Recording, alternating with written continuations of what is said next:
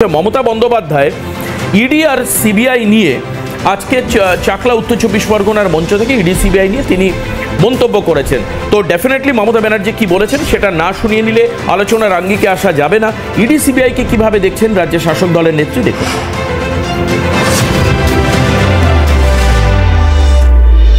চোর চোর সবচেয়ে বড় চোরদের ডাকাতদের সর্দার ওরা, সবচেয়ে বড় চোরের মায়ের বড় গলা।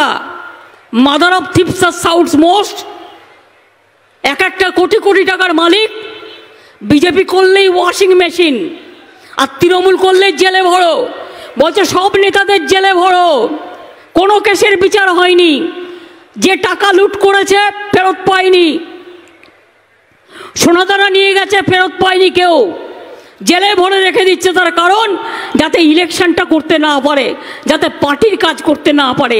বিজেপির কটা চোর গ্রেপ্তার হয়েছে, কটা খুনি গ্রেপ্তার হয়েছে, কটা ডাক্তার গ্রেপ্তার হয়েছে সারা ভারতবর্ষে আমি জানতে চাই। শুধু এজেন্সির গণতন্ত্র চলছে, এজেন্সিকে দিয়ে।